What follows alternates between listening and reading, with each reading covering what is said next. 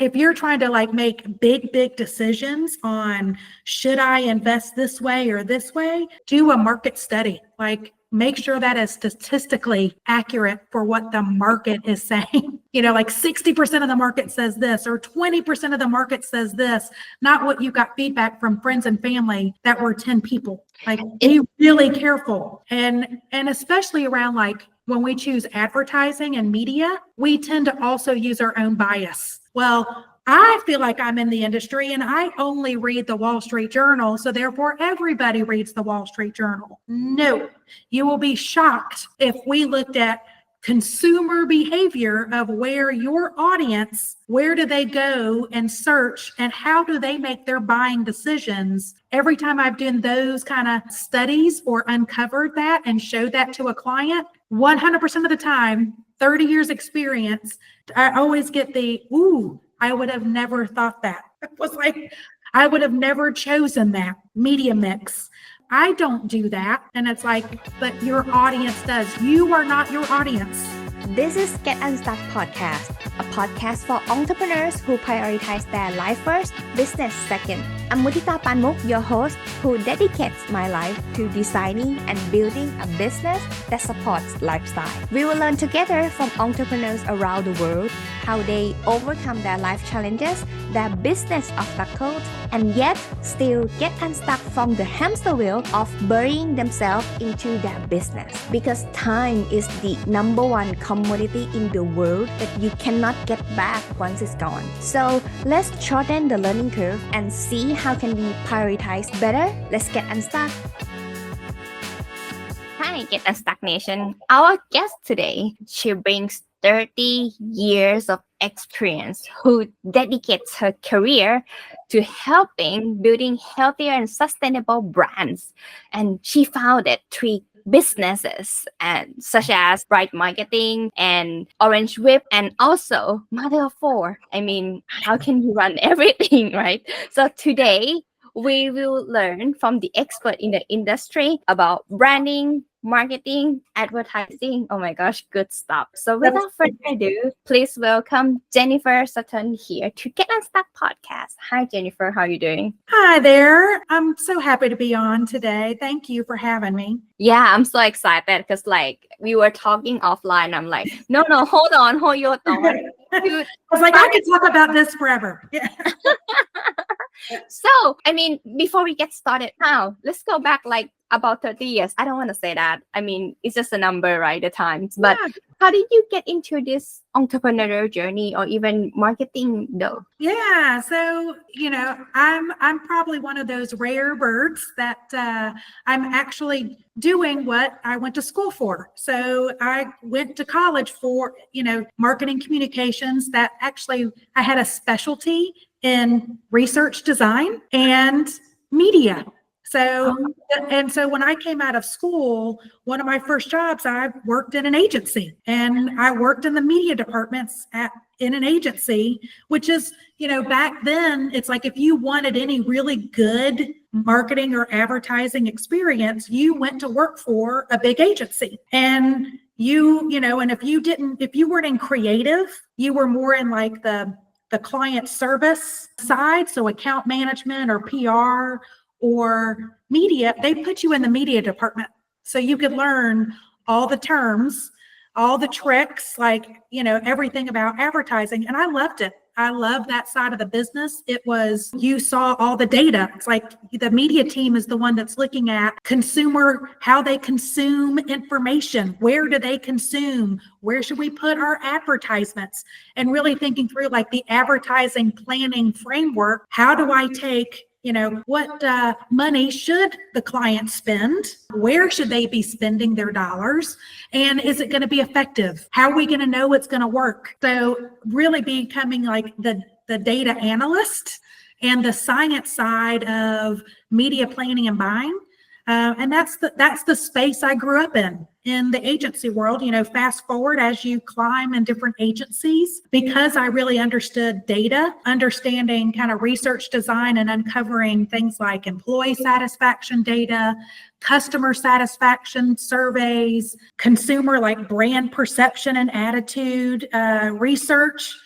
I became more of a brand strategist. And I was on the team that we would craft the brief and the project briefs or the brand briefs to give to the creative teams so they knew how to craft the messages and design what to say. And then I was kind of a bridge between the creative teams and really the media teams of this is where we need to meet the consumer, the audience, whether it's B2B or B2C. How do you craft the message? How do we make sure it's on the right medium? How is that message going to work on this medium? Is it the right? So kind of being that bridge. And then I got frustrated in the traditional agency model. I felt like, there was all this great knowledge that we were working with big global brands, but smaller businesses, smaller brands, if you're a 500 employee company or a 2,000 employee company, you typically couldn't afford the big agencies. And it's like, wow, there's a big space out there of how do I create an agency that can serve the business community in a better way, in a more nimble way, in a more affordable way, that I can bring all this great thinking of branding and marketing frameworks and advertising frameworks, but bring it to companies that maybe have never even worked with an agency, or maybe they felt like they couldn't afford an agency. And so, 2013, we started Bright Marketing, and we have grown ever since. And serving, like I said, serving that mid-size or that smaller business that needed help but didn't know they could afford it. And now we've designed it, and we're an affordable way for companies to scale and grow. So that's what we've done. I have a question. You mentioned about you are the one who collecting the data so that you could pass over to the creative to craft the message. Right. Meaning that in order to create something that give the resonance or like make in alignment to the customer of each branding, it's required to pull resources and data, right? And thinking about it, like money, time, energy coming in, comparing between smaller size, like small business and the big brand. How can we do that at the very start? So I think that's part of the kind of the disciplined thinking and process that we bring. Is a lot of like small businesses that we work with, they're like, I've been unhappy with or I don't know if I've had the right person on staff. And it's because they haven't been trained to, here's how we need to define this project, right? If it's an advertising one, are we approaching the message in the right way? Asking ourselves like 5 key questions of, one, what do we want? What do we hope to get out of this? That's a fundamental question that we will sit with a business owner or a VP of marketing or sales, and they'll go, what do you mean? What do I want to? I'm like, let's talk through. You're going to spend X number of dollars. Well, I want sales. Well, how many sales? What's your close rate? Like, we start asking and uncovering information that maybe somebody that hasn't worked for an agency or really hasn't been skilled to give the information over to a creative team who most creatives don't think in that like structure. You want them to be thinking outside the box, coming up with something clever, but you've got to feed them with the right information of what's that one thing that we're trying to communicate? What makes you different? What's relevant and meaningful to this audience? And we find that when we walk clients through our briefs, they'll go, ooh, I've never even thought about that before. And it's like, well, before we go spend money, then let's workshop this. Let's find out. You don't know what makes you different? I bet we could look at what you do, what are your strengths? And now let's look at your audience. We can look to go, we know what the audience pain points are, or, what's meaningful to them. What are their competitors saying? And go, we've got a line. If these are your strengths, but this is where your audience find value. What's that sweet spot? That's what your uniqueness is. And that's what we need to center our messages on. And a lot of companies and a lot of like inexperienced agencies or marketers might go, well, that's the features. It's like, no. What's the pain point? Because I need to connect with what problem am I solving for them, not what I have to offer. Those are the reasons to believe, not the reasons to care. So it's really understanding how to formulate those, uncovering some of that, the strengths, what's relevant and meaningful to that audience, and then taking because a lot of companies do that. It's like, let me push out what I'm selling to you, right? Here's feature. And it's like, what? Why is nobody clicking on that ad? Or why is nobody, why are the phones not ringing? It's because the message should be about, here's why you should care about this. And it's because I'm solving this problem. I'm gonna be able to give you more freedom, or you just tired of the headaches, or whatever those pain points you're solving, that's what you lead forward with. You want to save money? Aren't you tired of wasting money? Like whatever that's how you craft messages.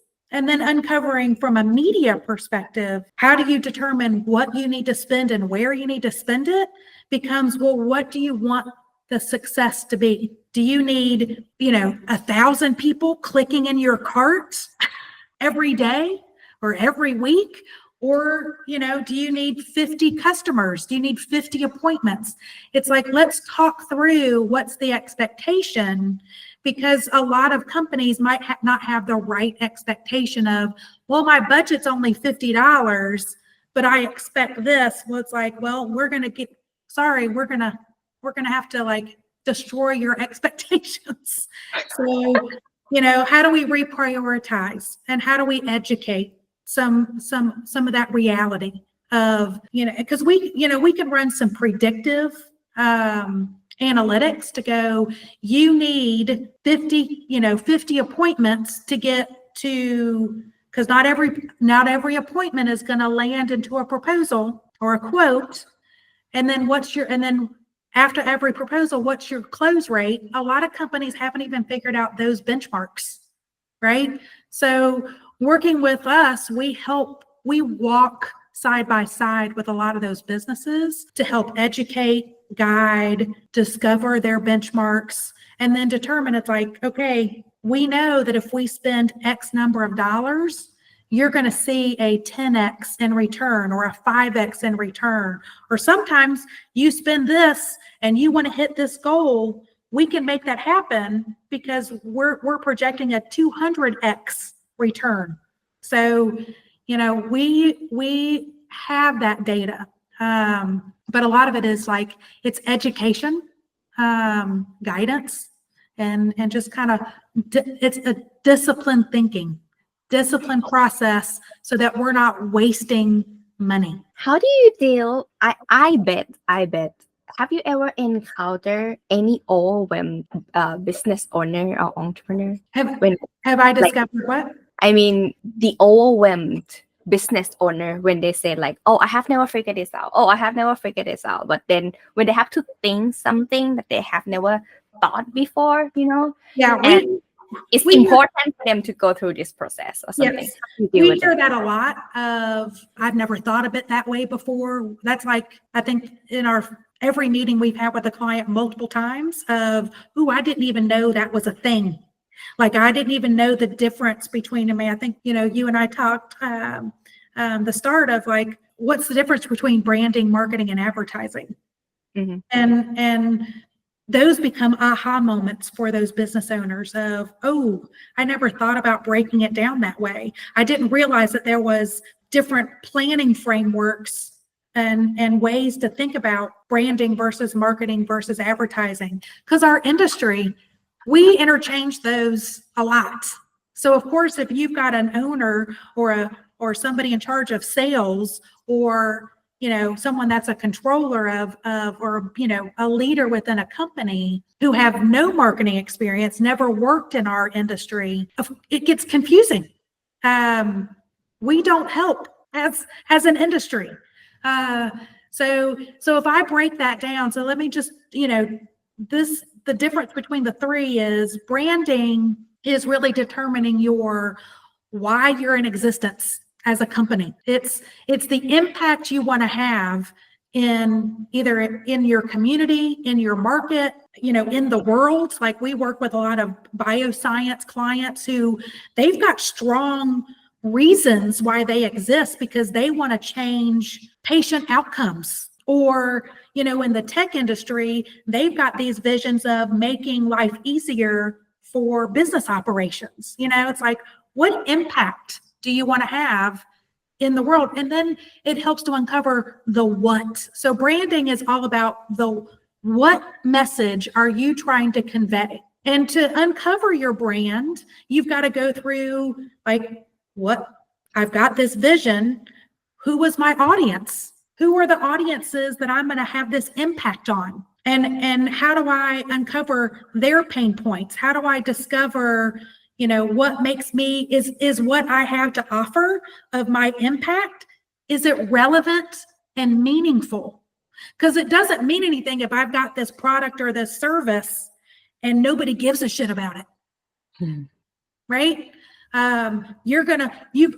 There are some of that out there, but you've got to then think to go, ooh, nobody gives a shit about it, but maybe they should. So now you're not just promoting your brand, but now you got to create a category for that brand to enter into. So now you got to do two things. So now you're starting to think like, oh, I've got my brand framework, right? It's the what message do I want to convey? Who do I need to convey it to? And how am I going to solve that problem for them? That's all in that brand. Marketing is now, how do I do that? How do I convey that brand in my products or services? How do I tell that story? How do I convey that to the people that I work with? Do I have a team that I need to recruit already, or do I need to retain? So how do I convey that brand to those people? Or, especially like a sales team, how do I convey that? How do I convey that on my website? How do I tell that story on the website? If I have a bricks and mortar, how do I convey that brand in that physical space or on wearables? That's where a lot of people think that brand is logo and name. And really, when we do branding, it's all about the what. It's all message. How is it displayed? How does it look visually? That's the next step. That's the marketing framework. How does that look on a building? Inside, like, how do I want people to experience my space? Or if I have a e-commerce store, what's the experience that people are going to go through? So to think through all of those elements in the how, and then advertising planning is, okay, now where do I need to then educate? Where do I need to inform people? Where do I need to promote that message and spend time, money, and energy around that? And sometimes you find that, okay, where is choosing which social platforms I need to create and really spend energy around organically. Maybe it's, wow, I need to really be creating, if it's a category, I got to create a category. Maybe I need to spend my time and energy with reporters and journalists within my industry. So they start talking about the category I'm trying to be in, or I need to be a part of these trade shows, or I need to be a part of these associations, and I might need to sponsor these things. Or the where is, I need to then send emails to a list of people. So it's the advertising framework is, where am I going to show up? Whether it's in owned media, whether it's in social media, whether it's in paid media, or whether it's in earned media, like the third-party endorsements, reporters, journalists, influencers. That's where advertising framework, see how it's very different? To go through the questions I would ask in branding is very different than how I would develop my how in the marketing framework, and very different of how do I choose where. Oh. Does that, am I breaking it down? No, it's very clear, like crystal clear. I so appreciate you. From me, I see it hold through. Like if anyone's still listening now, I mean, you should rewatch that and take note because that's just crystal clear. Yeah. But what is it that helps you and the owners or whoever decision makers making decision on what to make decision on these branding things? Mhm. Which one we should focus Which one? first? A lot of it is so look at it from what is the KPI? Like what is the 1 year strategic plan, 5-year strategic plan of the company? Like where do they want to be from a business perspective, right? So now we've talked through like brand from a message, the what, marketing is the how, and then advertising is the where. Mm-hmm. But how do we make those decisions and how do we prioritize becomes very, internalized of like, where do we want the business to be financially? Like, do I want to be a $1 million business, by the end of the year? Or am I a $50 million business that I want to be 150 million in 3 years? Or, we have clients that are like 250 million today, but they want to be a billion in what? Well, one is it, then we start asking the question like, well, what's reality? Is the market, like your category, your industry, is it moving in a pace that can allow you to get that growth? And are you going to have to get that growth because of new people coming into it? Or is it you're going to have to take market share from somebody that exists? Much harder. So you might have to spend more and be more aggressive in stealing market share versus going with the growth. So those are the questions that we start asking. Like, and a lot of times, I'll be honest with you, there are a lot of companies, even like mature companies, that haven't really figured out that. Or they've come up with like, well, yeah, I want to be a, $5 million business or a $25 million business or $100 million business, but they don't know how to get there. And so we come in and go, okay, well, that's your 3-year plan. How do you project? Now what do we need to do to create an action plan to get to the first year? And then we start breaking it down to go, where do we need to be in the next 90 days? And then what's 90 days after that? And then what's, and we create many action plans to that, because not every company has the bandwidth. Like if we look at it from, this is your 3-year plan, right? You want to hit X. You want to go from, A to Z, right? But you can only invest 1% of your revenue in marketing. But we can look at it and go, well, based on all the projections and based on where the market is today, it's going to take you 10 years if you only invest 1% of your revenue. So the business owner can make a conscientious decision to go, okay, I'm only going to invest 1%, or maybe they say, you know what, I can probably invest 3% of my revenue, or maybe they can invest 5% for the first 3 years of their revenue. So we're kind of, let's look at that from a total cost of what do we need to do to prioritize to get them to, sometimes it's their materials aren't good, the message is off. So we need to invest that time and energy and money to update the website. Or maybe it's the sales scripts they're not good. Or they don't have processes in place to properly close the sales. So like if a company has a 10% close rate, but their industry average is 50% close rate. Yeah.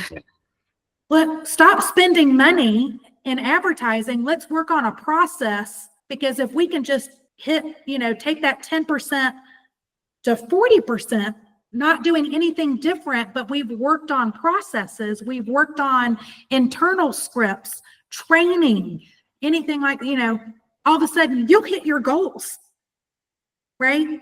So we walk with companies. We call ourselves, we're a marketing team in a box, a marketing department, that we're bringing kind of that fractional chief marketing officer brain, but with a team that can be nimble and agile to work with companies and walk with them along their strategic growth plan and making action plans that are like, the first 30 days we might be doing something that's different than the next 6 months, because we're just we're tackling where the friction is, right? Every company has some kind of a friction of, I can't get to Z, something is blocking. We try to uncover what that something is. Where's the rub? Where's the friction? How do we remove that so we're scaling and we're able to hit that goal within whatever the budget that we've been given? Because every company is different. There is every company is different. Every company's friction and challenge is going to be different. One company might have an excellent close rate where we can invest, we can be very sure that if we put this money in this advertising mix, we're going to see 10x or 20x in return. That investment's going to return. But if we see, we're not seeing the close rates, or we're seeing other friction happening, we got to do other things to tackle that. So there is no formula. If someone tells you there's a formula, they're trying to sell you something, not trying to help you. Yeah, there's no cookie cutter for sure. Yeah. What about if that company's already trying to gather data by themselves? Let's say, for example, customer details, why they're making decision to buy or interested, the whole journey, but then it's still not working. How would you advise them to collect better, or you also help them to do? We'll help them, because a lot of companies either they don't realize the amount of data they have and they don't know what they're looking like. Too many companies look at vanity metrics that are, look, our social media is growing, and it's social media is a long runway, and it's, but it's not bringing in sales. Something else is not helping, drive the revenue. So we help with we uncover, let's look at how you're collecting. Sometimes it's the way questions are designed. That's giving, I would call, false positives. If questions aren't designed correctly, or if they don't have statistically accurate market size, they could be if you look at the confidence level of, we polled 150 people, and it's but your market that you're polling is huge. That was a confidence level of 20, of a plus or minus 20. That means if someone said 60%, it could be 80% said it, or 40% felt this way. It could just be in the design of the research.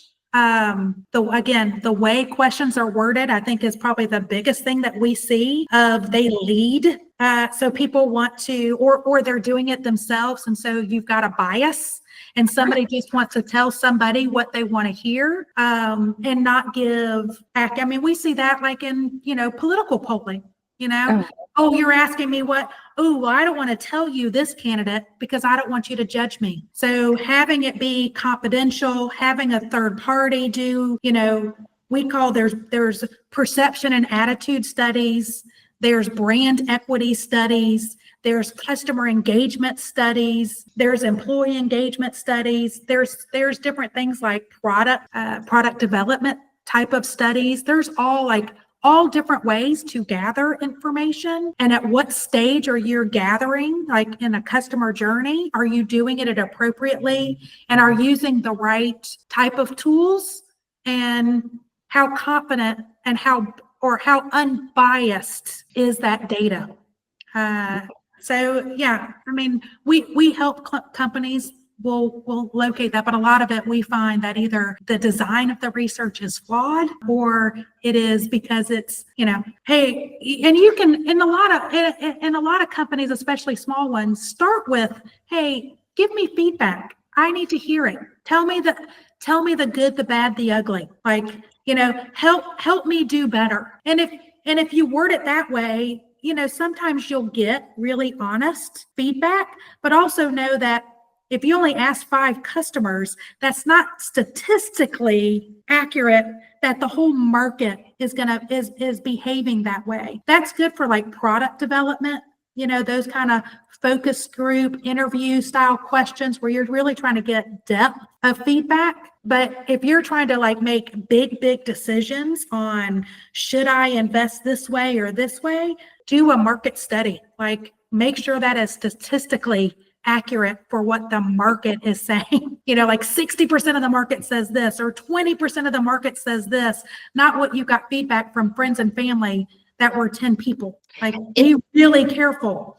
And especially around like when we choose advertising and media, we tend to also use our own bias of, well, I feel like I'm in the industry and I only read the Wall Street Journal, so therefore everybody reads the Wall Street Journal. No, you will be shocked if we looked at consumer behavior of where your audience, where do they go and search and how do they make their buying decisions. I have like every time I've done those kind of studies or uncovered that and showed that to a client, 100% of the time, 30 years experience, I always get ooh, I would have never thought that. It was like, I would have never chosen that media mix.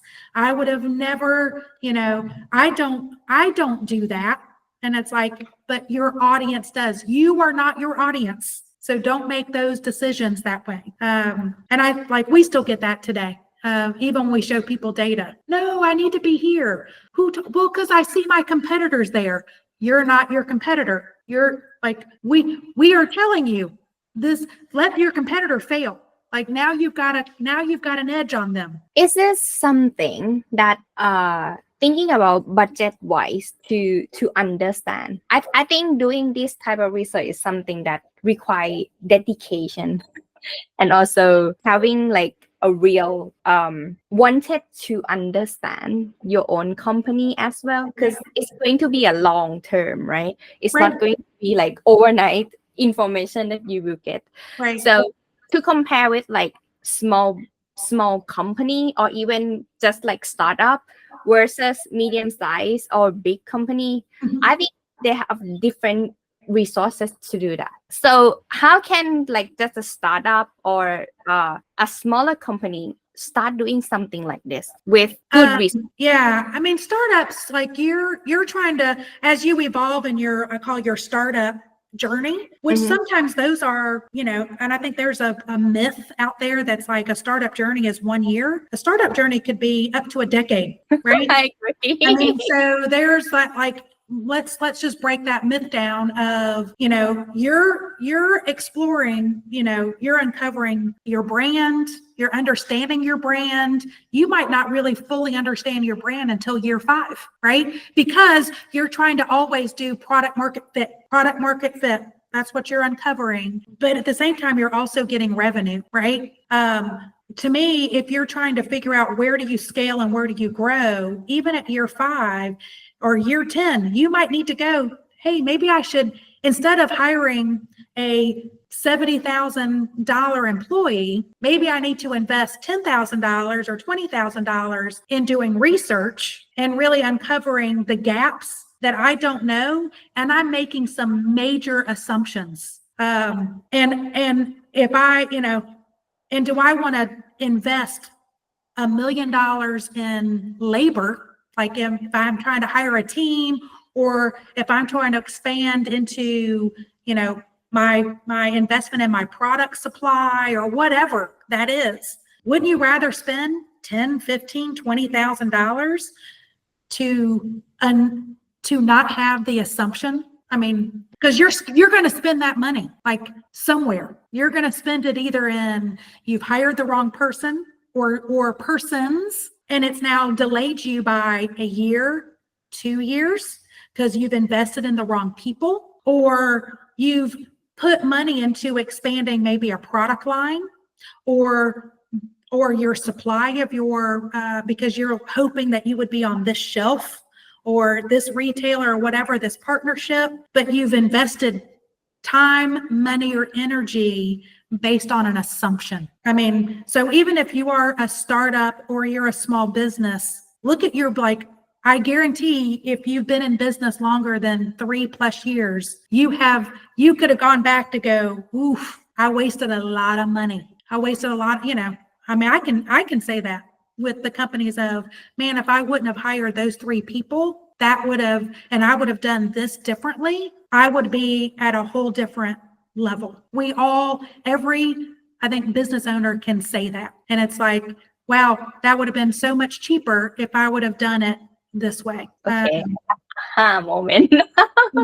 And a lot of it is just like, people don't think, people are, if you kind of have somebody like an outsider like us coming in and we're like, do you know that for a fact? Like if someone goes, oh no, our industry is growing 10%. Is that a fact? Or are you making an assumption? Like, where are you getting that data? And some of it is like, okay, we look at it, it's like someone in the industry has done data. It's been reported on by the Small Business Development Center, or maybe it's coming from your trade magazine. Like you're the reporter in the industry, but make sure that you're not just guessing or don't use the assumption of, well, we've grown 5% every year, so therefore we're going to keep growing 5% or 20% every year. Don't make that assumption. Like, data is always as good as like of where it comes from. So we always caution, and we challenge, like, that's the questions we ask. Are you sure? Is that an assumption? Or even when they're like, well, these are the pain points.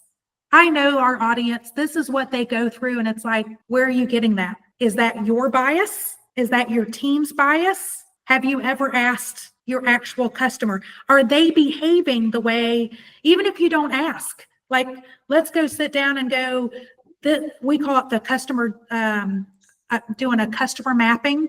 And it's like, we go through a circle of where, what are their pain points? How do they make decisions? What do they watch? What do they listen to? And then we're like, okay, now reflect back. If you've been in business for 3, 5, 10, 20 years, are they behaving the way that you thought they were behaving? Are they validating your assumption, or are they behaving differently? Well, then you might need to go, crap, it's an aha. Do I need to go out and survey? And we're not talking about big surveys. Sometimes these cost, $10,000, $15,000, like it is, but wouldn't you rather spend that than investing $100,000 going after something, or spending $10,000 a month in advertising? It's like, just ask yourself, is it my own bias? Is it confirming or validating? And sometimes companies have that data at their fingertips. They just don't know that they have it. Oh my gosh, I just lost my train of thought. But oh, this is real. I was like thinking, and then I lost my train of thought. Oh, okay. Would this happen for them to like change their client's profile, or they have to like adjust their service or product later because it also affects their marketing? Absolutely. Yeah. I mean, you're constantly, there is no such thing in today's world of a set it and forget it brand, marketing strategy, or advertising plan. Everything needs to be, your brand kind of needs, if you've done your brand right, and done all the foundation, that should last you 10, 15, 20, sometimes 30 years. I mean, Nike is the same brand, the same vision statement, the same mission, the same values, the same messaging strategy for the last 50, 60 years. I mean, Apple, it's this like their 1984 commercial still could hold true about what that brand is. So that's what good branding does. The marketing strategy of how that's delivered and how that's conveyed should be reviewed every year, should be reviewed actually every month. Like, what's not working? Is it our physical presence? Like, are we off-putting? when people walk into our storefront or when they go to our website and we're getting, I call it cart abandon. Like if you're an e-commerce brand and you got people abandoning your cart, that's a problem. You should be reflecting on that. That's part of the access. That's part of your physical presence. If you look, if you're packaging, you're trying to be an affluent premier brand and your packaging looks like garbage, that's your physical presence of your brand, right? So all that stuff should be evaluated all the time. Like, where's the friction? Where's the friction happening in your business? Because we call it the 7 P's of marketing, right? Is your pricing right? Are you overpriced in this market? Are you underpriced? Are you so you look at your pricing. Are you in the right place? Are you giving people the right access to your brand? Are you in the right places? Do you have the right physical presence, right? Do you have the right people strategies? Do people, your own internal people, can they articulate your brand and the message? Like, are your salespeople, are they closing what you feel they should be closing? You start walking through all of those, like the people processes. Do you have a process problem, right?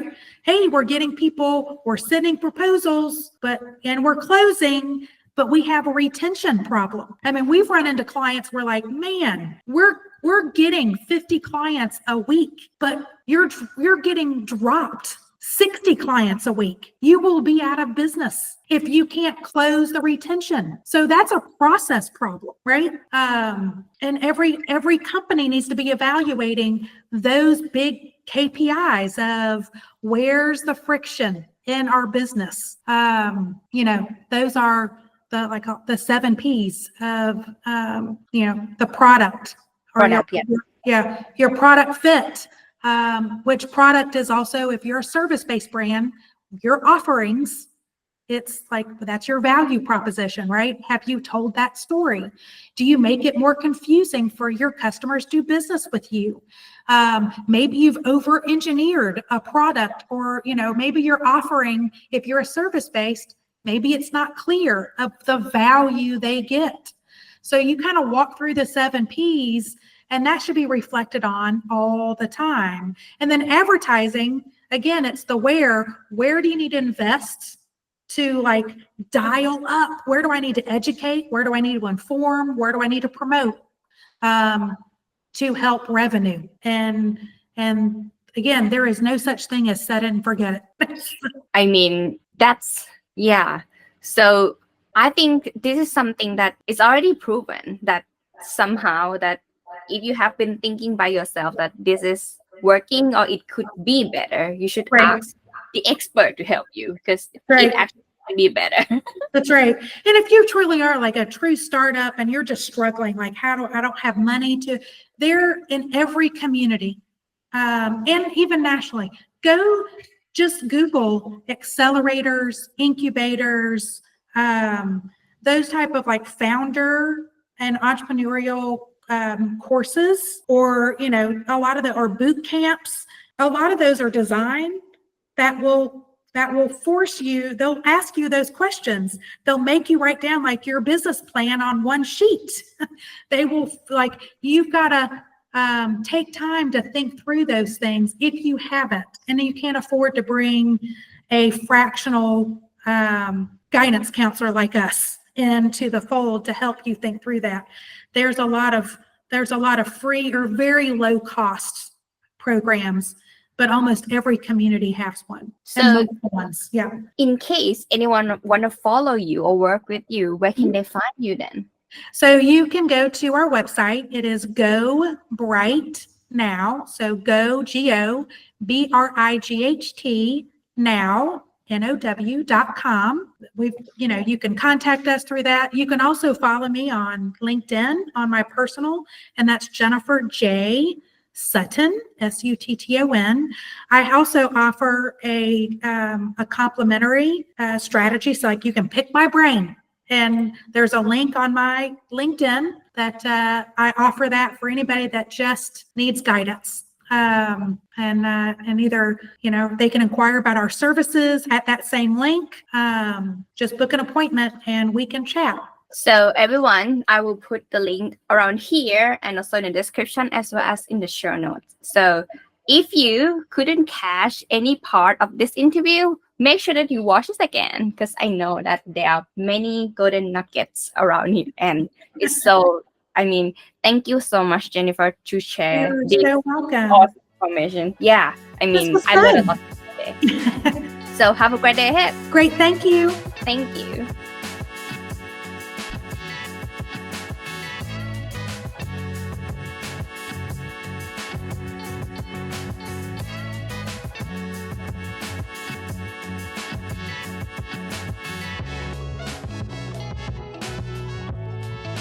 I hope this episode inspires you wherever you are in your entrepreneurial journey, so that you can have your business that supports your lifestyle.